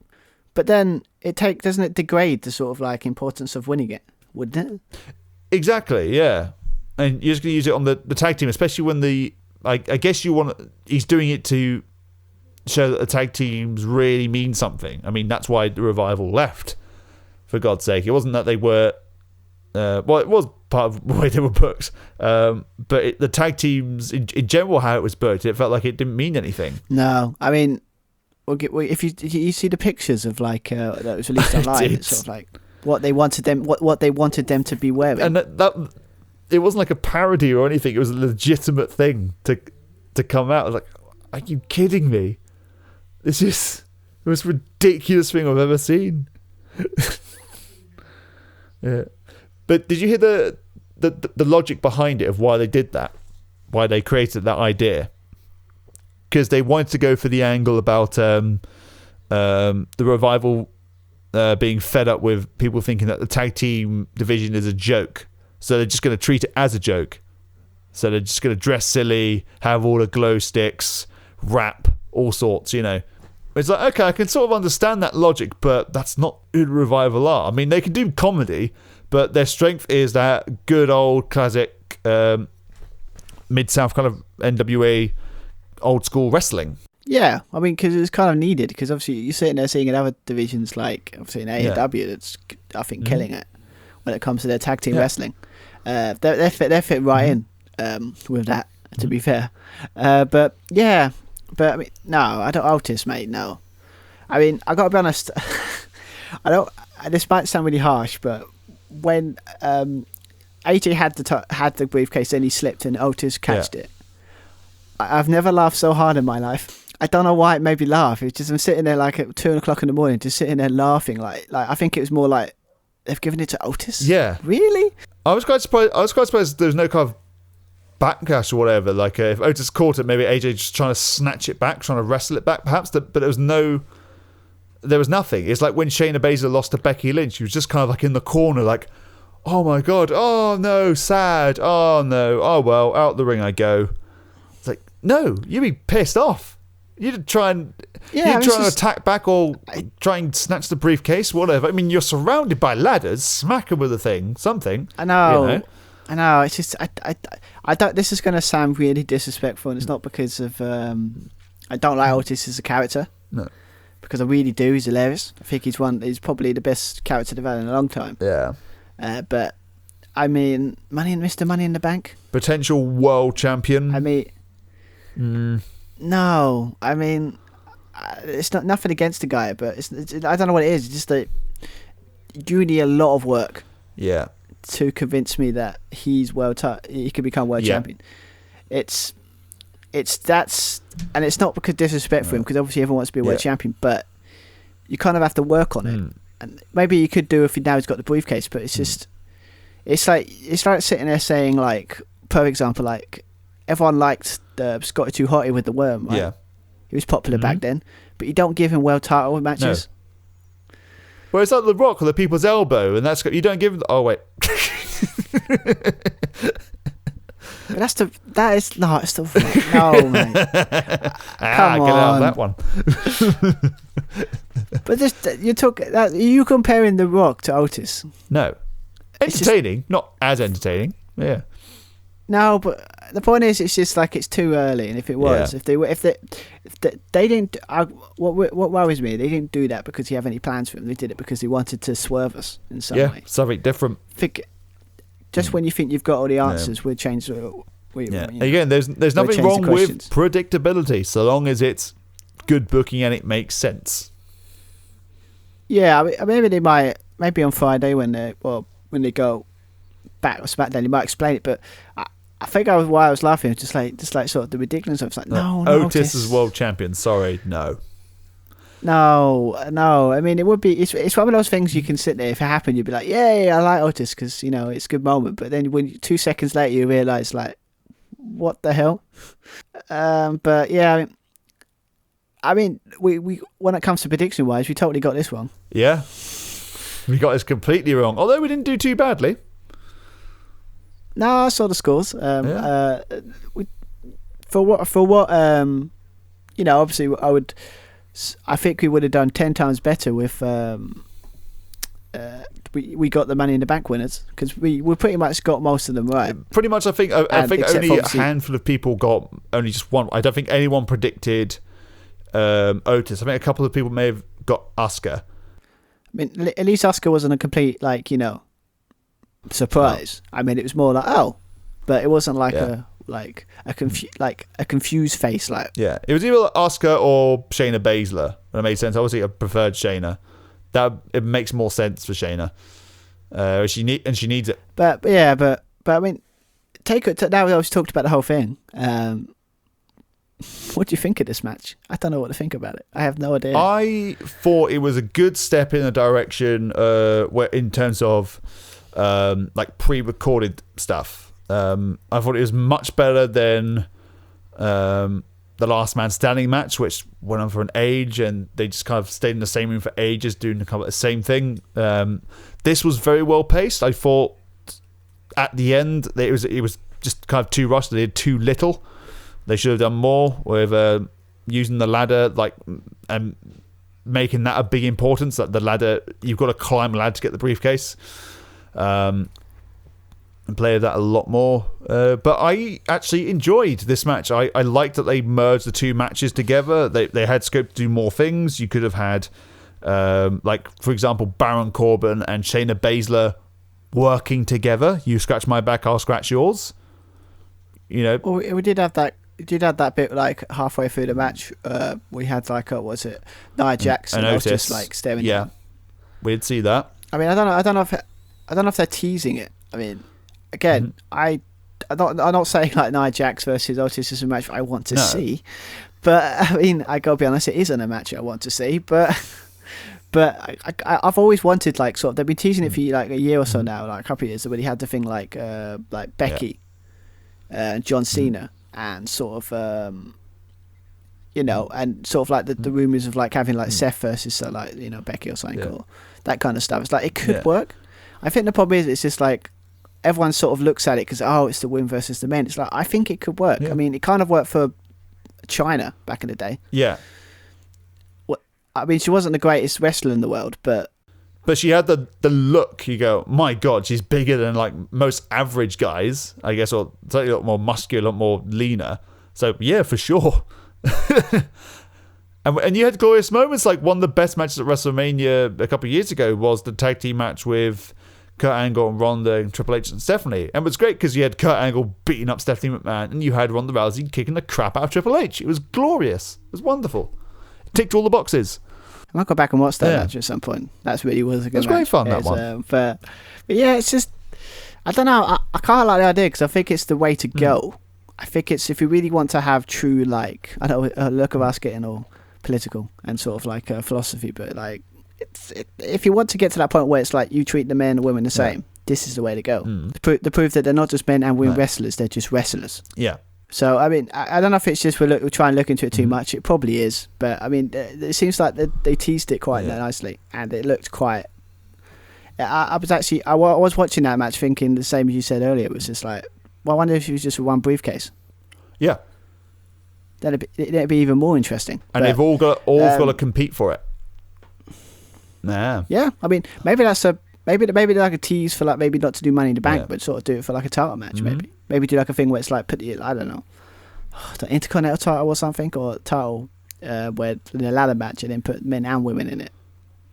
Potentially. Maybe. I like the idea of it's the briefcase because then it's literally anyone can win that. Yeah, I mean, we've already had it last year with Tessa Blanchard. Yeah. Yeah.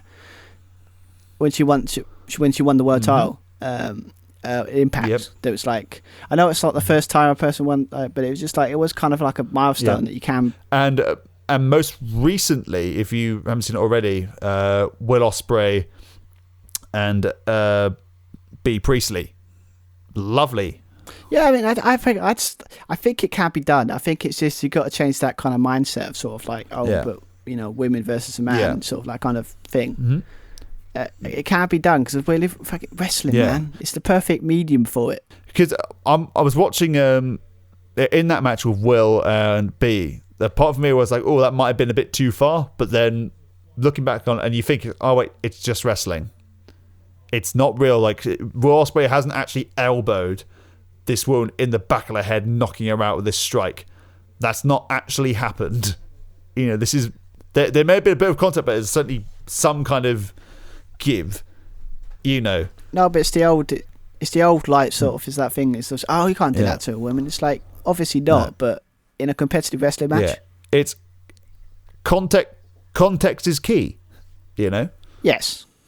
Oh yeah, I wish that's a t-shirt. Yeah, that's a t-shirt there. Like that's a slogan. Yeah. You know, context is key. Because anyway, but anyway, but yeah. So this whole pay-per-view, I mean, only 2 hours ish long. What's your thoughts on it? Did you think it was all around and really fun to watch? I think it was a fun show. I enjoyed it. The only match which shouldn't have been there was R-Truth and Lashley. There are one or two things on the Money in the Bank ladder match they could have done slightly better, but it exceeded expectations. Not a great deal, but very enjoyable show, I thought. I think it's like I finally got used to these. I think it's like first time when you watch WrestleMania Part 1 and 2, and it's just like empty arena. It's just like it took you a while to adjust, or it took me a while to adjust to sort of seeing that there's no crowd. But going into this pay-per-view, I was just like, it's like anything. We're humans. We'd have to take time to adjust. But yeah, so I was watching this. I was like, okay, take away you got used to it. We talk about the quality of the matches. Yeah, I didn't see a bad one, obviously, except for the one we talked about with the pointless Bobby Lashley and R-Truth match that shouldn't have been on. But except for that, yeah, it was. If WWE do this sometimes, where it's just like nothing bad happened.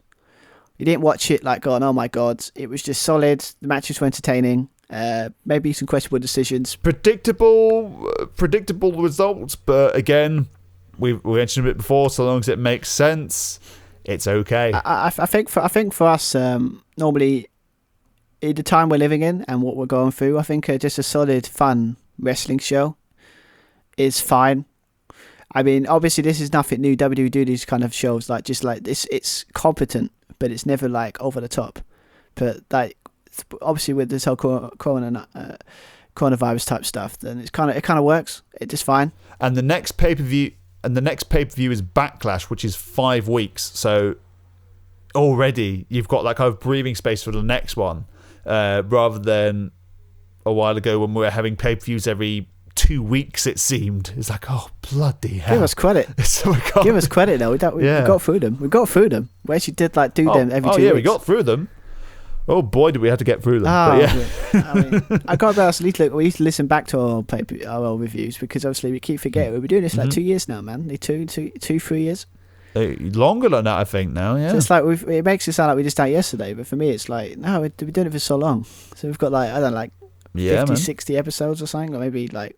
Yeah, and not just on this show as well, on various other podcasts as well. Yeah, we obviously got the whole like reviewing of Western Kingdom. That was all. That was also. Yep. Obviously, I do my own retro review thing now. It's like we've got I'm 3 episodes into that, so. Yeah, and of course, appearing on Omega Luke's fantasy booking, and we're appearing on Royally Rumble's fantasy booking later on. Recently appeared on Mags, who's a competitor in the JSPL, on a couple of his shows. Why We Watch, Badlands. Yeah, that was very good actually. I mean, I expect nothing less from a view, of course, but it was just nice to. It was a fun. They're for like fun shows, you know, like sort of just talking about wrestling. That's really good. But yeah, I mean, it's easy the times when we have to look back at what we've done. It's sort of like we've done a lot of stuff. We have done a lot of stuff. But obviously, but yeah, if you're going to give this like pay per view, should we end it with like sort of like give it a grade, sort of like? Yeah, go on then. Why not? What would you give it? Should we go by like sort of like grading systems, not like number systems? So sort of like, would you give it like a C, like a B minus maybe, or? Yeah, I'd say in the range of like B minus. I'd say I think it just about kind of exceeded expectations, just to be more than I think it's just an above average show. So yeah, B minus, going towards that kind of territory. There's some really good things. It would have been a B if it hadn't been for an MVP Bobby Lashley again. But yeah, good grade, I thought, pretty solid. I don't know if we're being too generous. Maybe like C plus, maybe that kind of range. I think so. I'm thinking of the matches I've seen. C people plus, B minus, around about there. Yeah, I've seen the pay-per-views people reviewed over the years, and it's just like it's like some of the best pay-per-views, and they've given them like it's the greatest of all time. And they've given like B pluses and B minuses. So I'm thinking if you give this one, it's kind of a disgrace to them ones. So I think it's like a C. I think it's a C plus is a good one. It's like it was nothing special, but C plus plus. You know, it's like C is like it's good. It's average. It's all right. D is when it's absolutely awful. Yeah. And then sort of B is like, you know, top quality stuff. So yeah, I didn't say D was absolutely awful. I'd say it's F. There we go. Anything to plug before we wrap up? Well, I know you've got a lot of stuff you need to plug. You've been very busy person lately. I've been trying to keep busy, trying to keep sane during lockdown. So I've been writing for What Culture, who are well known for their online magazine and their videos, popular culture. So not only just wrestling, but film, TV, comic books, video games. Been doing a few articles for them. I've done articles on the 10 best documentaries on Netflix right now, which you should go and watch, as well as 5 British comedy films, or British and Irish comedy films that you may have missed. A couple of rugby ones, so including dramatic finishes. So go and check those out. You can check that out on my What Culture profile, but also on my Twitter. If you look at my handle at Joshua Plummer UK, you will find all my What Culture articles there. Yeah, I think I was like, it's like who said like done pretty well. Like what, 30k? Well, I've done like 13k. I haven't made 30k. No. Jesus Christ, no, 30,000 accumulative views. Which is really good. This is amazing. I mean, the stuff I do, I could barely get 6 people to read it. They can't. Well, you can always drop What Culture a line, you know.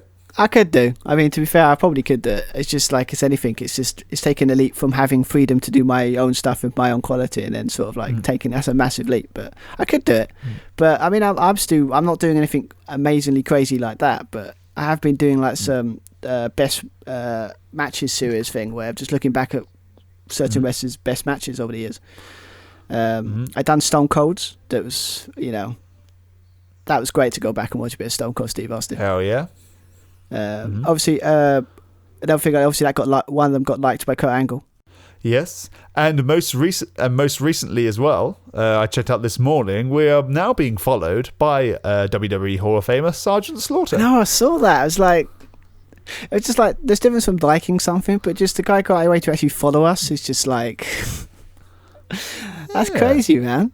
You doubtful moments like, is it a spam account? Oh no, that's a verification tick. That is the sergeant. That is Mr. Slaughter. You've always got to check, don't you? You always got to check. Always got to check. I did the same with Kurt Angle. In this day and age, I did the thing with especially. Kurt Angle. It's like Kurt Angle. I'm like, I bet you might listen to the troll. It's like it's a fan page. You look at it, it's like, no, that's. Well, it does say the real Kurt Angle. Legit. So just in case you. It's true. It's damn true. He liked the tweet. I don't know. It's just like lately. It's just like we seem to be getting noticed by people.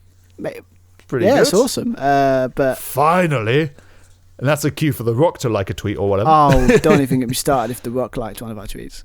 I mean, imagine. I don't want to say I'll be like a kid again, like sort of being. Oh, I would completely fanboy. I absolutely would fanboy. Oh, I really hope that happens one day. I really do. Anyway, but yeah, so we're getting noticed. I done Stone Cold Steve Austin. Now I'm doing Eddie Guerrero. Because I put a poll out on our Twitter, because I was going to do The Rock, but then I thought maybe pick someone that's been on multiple companies and stuff like that, because it might be I'll be able to watch matches I've never watched before. So I put a poll out, and no surprise, I was hoping they was Eddie Guerrero. So if you listen to this, check our Twitter now, because it's already up on Twitter. So you should definitely check that out if you just go on our Twitter, and then that'd be. But yeah, I mean, I've enjoyed that a lot. I've enjoyed doing that. Makes me watch wrestling again. Watch some good stuff. But yeah, so obviously, you're going to put on the Twitter about the results of the JSPL, the results of that. I will do imminently. So and obviously, So I'm up. We obviously next time we'll be back. We'll obviously be Backlash, unless we think of other cool ideas to cut back for. Yep. Stay tuned on Spotify, and you can stay tuned on iTunes as well as Mixcloud. Indeed, yes. And obviously, if you want to check out just if you want to find out how our sort of prediction game works, and just generally want to know more about us, you can go on our website at just type in on Google JNS Wrestling Pod. And on Wix.com, and you'll find, or just click on the website link on our Twitter, and it will take you straight to it, where it describes all the results from our last season of the prediction game, as well as describing how it works. Obviously, about what kind of obviously our G1. G1 has started as well, and all kinds of stuff. All the stuff we're doing is on there. Yeah.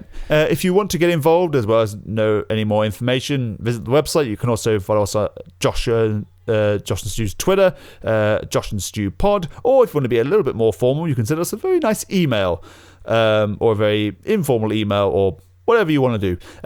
Email at joshandstupodcast@gmail.com. Indeed, yes. So I've got a feeling, mate, we're going to be doing a lot of these Skype things for more than just these last two. We're going to be doing this for at least a couple of months. Well, at least until July, I think. Yeah. If all goes to plan. Yes.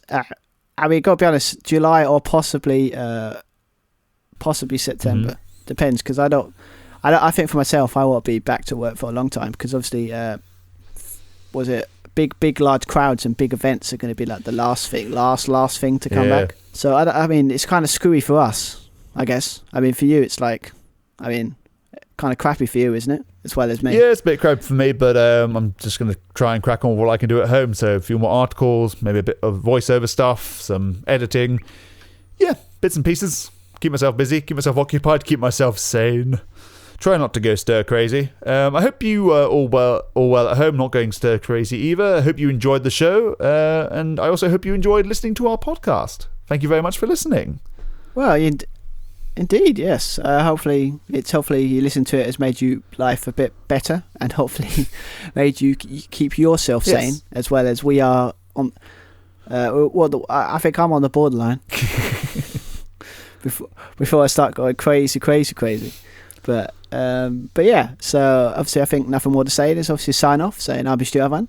I've been Joshua Plummer, and we'll be back for Backlash. And obviously, stay home and stay safe. Have a good day, everyone. Bye. Ciao.